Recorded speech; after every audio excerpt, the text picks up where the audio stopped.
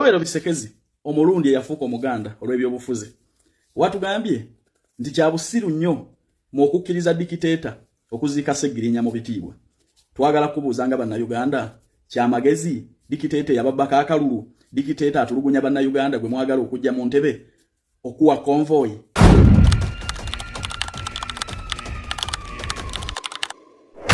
Emoroka ya milioni 8 gyotambuliramu nakuwa abasirikale battalion namba nakuwa ezigule kubo nakuwa ezigale kubo otambulanga kabaka mu government gye mwagala okujjako kya magezi. Era bwe mba mulaba nti government is overspending mu bintu ebyekisiru mwabagivaganya mubeera mutya party okuba nti government ekwononerako bilioni 10 buli mwaka. Joero Senyoni dikiteeta gwe mwagala okujja mu ntebe yakuwa emoroka ya milioni 8 gyotambuliramu nakuwe ekugala etulaka abasirikale ya milioni 405 nakuwe gule kubo ya milioni 205 nakuwe etambulira mu family yo otambula ne convoy mu government je mwagala okujjako. Bwemba mugamba nti Museveni asaasanya nnyo era kibi okubeera extravagance mu government enjavu ayonona sente z'omuwi w'omusolo gwe zino privileges n'amasaali wakkiriza byaki.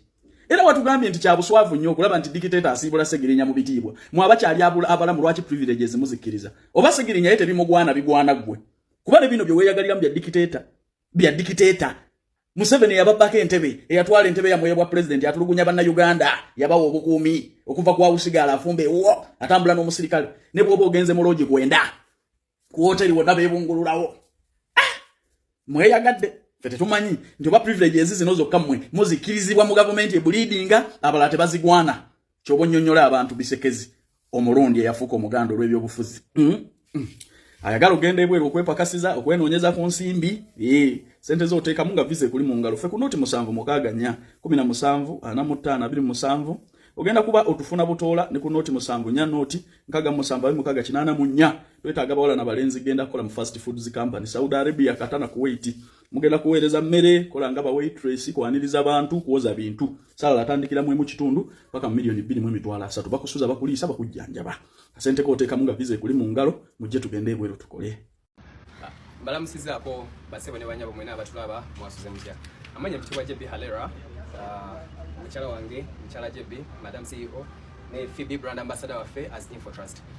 Personally nsaze ombere ko no video because issue ya Phoebe ya Swabbie yatandika nali njimanyiko ngamanya amazima gona amatufu nayo kwe walakerere okulowooza nti ndikwe walakerere no kumimirembe nali ku live yange nze mwenyini nengamba Swabbie wobo complaining kale famazima tugamanyi naye still jangu ku office bakuwe sente zo wali complaining era najja ku office yange no ku Jbs Tailored na signinga sente naziweebwezo ne tulowooza oluzano no tuluwangudde whatever horizons one tulowooza ziweddewo.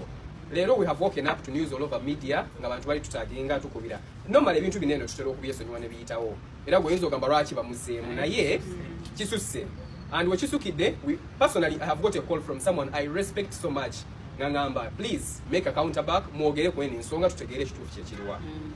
So on behalf of Infotrust and on behalf of Jbs njagala bategeeza Swabbie we have nothing to do with her tetumanyi ya musibye tetumanyi kya musibiza we banga kituufu ba musibye tukede kubira ba ku social media ngana mu kubiraba naye njagala kubako kyenjogera one statement then maybe ne bano bogere. There is one thing I want to tell you nze nimzaja musomi wa Bible mu Bible mulimu olugero olukwata ku Tower ya Babylon Babel the Tower of Babel abantu webegatta wamu ne bagatta amaanyi nga bangi ne bazimba ekintu kiwanvu nnyo nga bagala kutuuka mu kulumbi wa Katonda. They were very many ne basima omusingi ne bateekako amatafaali ne batuuka waggulu ennyo nga banatera okukigusa Katonda mu buyinza bwe n'aba diverting ennimi olinga agamba mpereza omusenyu oli n'amuwa ejjiiko ono mpereza ettafaali ono n'amuwa fork. I am a strong believer of the Bible. So I know keep this video social media a few moments later amazima gagenda vayo whatever it is buli kikolebwa mu nzikiza kimala ne kivayo musana. That is one good thing that God made like Katonda tali yanguzi. So whatever the reason is whatever plan you have and to use Swabbie mkwano simanyi naye wekibanga waliwo akukozeseza to do whatever you're doing please ebintu byokozesebwa bitera kugwa bubi you may pay the price embi eyaba bali okukozesa obubi gyotamanyiko. We wish you well. Please, it is not too late for you to turn your way. Oyogera amazima obode kuside entuufu oleme kozesa. But that is if there is anyone akozesa. Wabatali yo then kyone kyakusibiza era still kijja kumanyika. It's just a matter of time.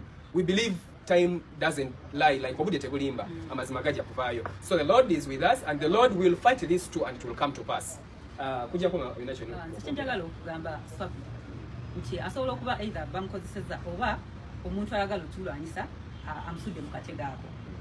Whichever way tukusabira oveeyo because we clearly know we do not have any. And one thing we notice Swabbie mutima go deep down your heart amazima ogamanyi era bigeno bonagiraba gwe mutima go amazima ogamanyi. Nakyo wali wonyonyo kyogamba kunne kiyinza okugamba kuffe tukwate Swabbie ate n'obudde tebuliwo. Nobody tebuliwo badiya for sure. Obudde tebuliwo singa ate mumanyi schedule yaffe temwandigamira gamba muno can be running after people all the time because biletera okumala obudde. So all in all a piece of advice to gwe aliyo a business owner maybe no now akolesa social media bino ebintu biri bound to happen they're inevitable biri inevitable. Tosobola kusanyusa buli omu mwene ensi era tolowooza nga nti oli mukwano gwa buli omu era tolowooza nga nti oli mulungi nnyo eno video I know bagenda gisalasala buli omu agenda gikozesa to how they wish but all in all we have made the air clear we have nothing to do with Swabbie. We have never called nzenganze omuntu naffe abali waneeno. No one has ever intimidated you, no one has ever done anything to you even when you thought nti maybe kati mbogeddeko bajja kukola kino. I chose peace. So to our dear clients, to our people, please just actually pray for people like those to cause pain, to cause harm, to cause tears to innocent people. Yeah, so we are just waiting for that moment and we are strong that amazima it is just a matter of time. It is just a matter of time and we trust the Lord that we will get information we forgive you. At least wabanga tonakola video ku CEO genda ku CPS ogambe ddala reference CEO yasibisizo naye kokola video no pinning and people have waliwo n'omuwala omulala era ayina same issue complaining anti CEO yansibisa nanzijako sente. We've never met you.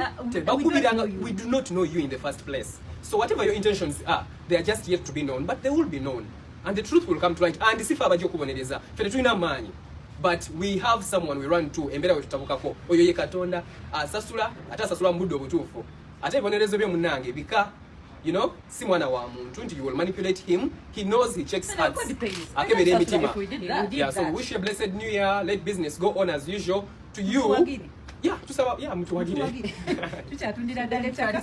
Yeah. So atunda mfalisona atunda masuti tunaneso. That is all abantu abatwagala. And this is the only video we are making concerning this issue. We have come out clean. And ambassador will be posting. Yeah, I think Phoebe should post this and the world will know. Yeah. Kali. Naye abata batuvumira ate namwe ebimu byamwe bikambwemu. Akataka tutusemu kuluna. It is well. Kati tubadde wano ku social media. Ebintu ebimu tubiraba ne tugamba okay. Yeah. It's well. Okay. Ze nabagambye olwamaze okwambala gomesi nyina okumakinga sure manyi ani yakutte Swabbie mbanyumiza ki munnange Mukyala Infotrust ne bawe Jbs nga bavayo bakola press conference y'abantu basatu Jbs Mukyala Nzola Feibe ne omwami we ne mukyala we CEO Infotrust mukwano nga bagamba Swabbie tetunnamukwata temutwambaza kagatto anti nga munnange ebikompola bitandise bayitamu kakati Feibe n'agamba lwaki bannange batwambaza akagatto wano ne mbagamba keep quiet it mukwano nga lwaki tetugwa ku kibaluwa nabagambye tuyina okufuna obujulizi eyakwata Swabbie amanya ndabako Josephat ate nga bamukwatanga 10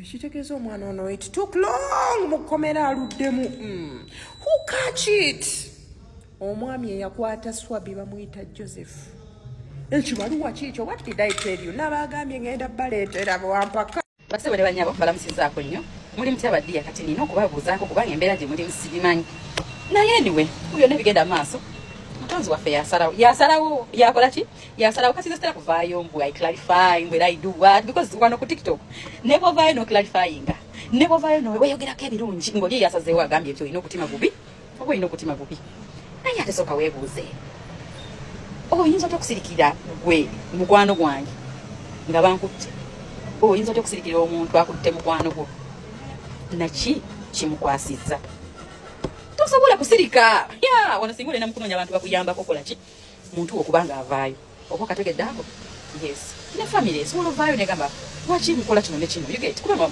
sitali yekka sintino ali wanamunyigina wati kunsi nedda abantu babeera bayita justice tusegede Mu mawulire ge tulinawo kino tekiri fantastic. Of course waliwo amawulire agabadde gasaturating all over social media nga bagamba nti omukyalo no Swabbie family oba amaka business ya Jbs Tailored ne Infotrust be babakuti ne babateeka mu komera bwe bitwe bibadde bitambuzibwa nga fiba namawulire. Of course tukola research o confirming what is really happening. Esawa ngemwe mabega family ya Jbs ne Infotrust ngogaseko ne Phoebe brand ambassador bakoze video egezaako okujjayo ekinyusi nokakasa abantu what is really happening. Nange kyenkoze nkuto olukomo lw'essimu ne nkubira Jbs yennyini CEO ne mubuuza what really happened to Swabbie. Back in the days, amazima gali nti Swabbie yali alangira bana abantu businesses zaabwe ngazibalangira era obutakanya bwaliwo for some time ku live ebyaliwo mwabira bane Halima.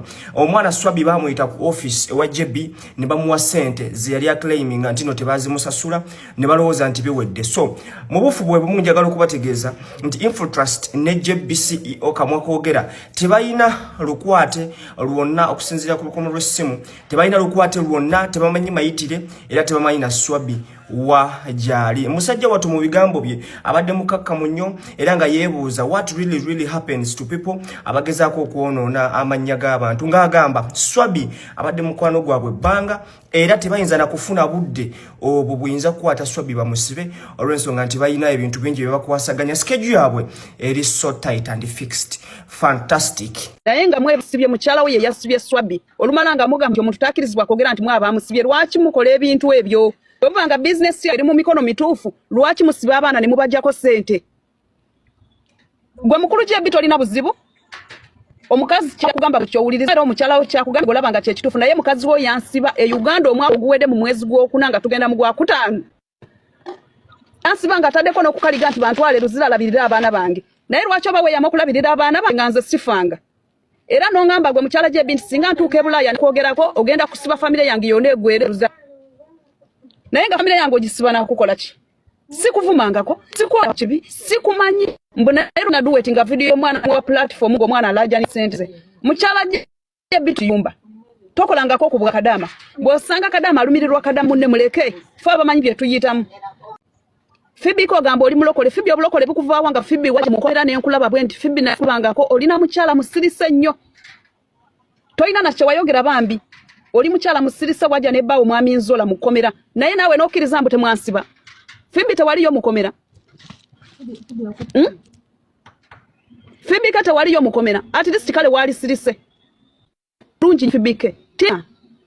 Tina akole wa mukyala mukomera ne baawo. Baawo ali okagambe nti bantwale Luzira gy'oli amanyinyo. Tamanyi na bintu byajja bitya. Tamanyi bwa mukolera birigwa bya. Wabula boza ki batwale Luzira. Phoebe ke waliwo bulungi. Phoebe olina enkwe kale nkakasizza. Mulabiga mukazi ekera kusibana atusiba namala nagamba nti atusiba nga tetulina musango gwe tukoze mwasibye Swabbie mugamba kati mugambe mpe nga mutasibye Swabbie